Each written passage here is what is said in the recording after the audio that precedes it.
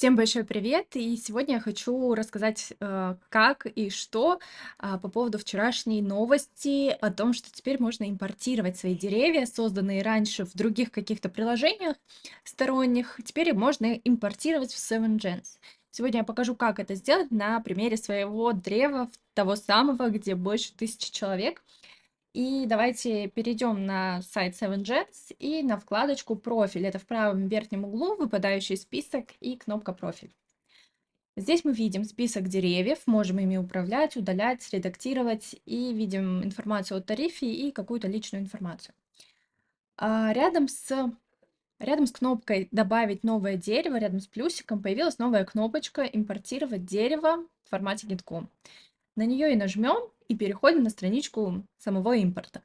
Здесь выбираем файл, который мы будем импортировать, и нажимаем «Начать импорт». Видим информацию, которая содержится в файле. Это люди, можем проверить информацию о них, истории, факты.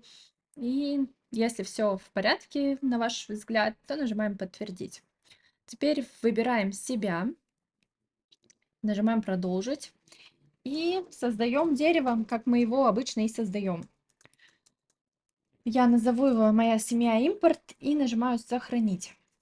И вот сейчас нужно будет подождать, пока все создастся, все факты, истории, люди, все это создастся в базе, и мы подождем. Пока скажу вот что.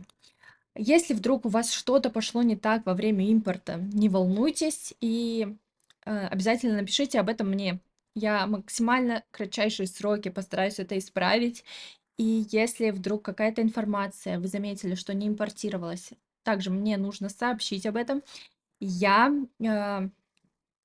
думаю, что загружать заново дерево не нужно будет, создавать новое. Нужно будет лишь снова воспользоваться этим же файлом и снова попробовать объединить эти деревья. Я добавлю такой функционал, если будет в этом необходимость. Можно будет снова как бы из этого же файла подгружать информацию в уже существующее импортированное дерево. Я пока такого не заметила, но вдруг у вас другой случай, другое дерево, другая вообще информация. И да, поэтому я буду рада, если вы мне поможете оттестировать этот момент. И я жду ваших фидбэк. Тем временем дерево загрузилось. Мы можем перейти на его страничку. И что мы видим?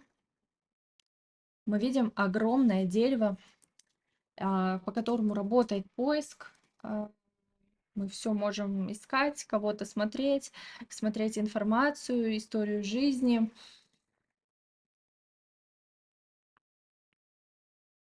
Также загрузились истории. Они, единственный момент, что они без названий, и, конечно, и для удобства их нужно будет переименовать. Но об этом уже, наверное, позже расскажу, для чего вообще истории создаются и что мы получим на выходе.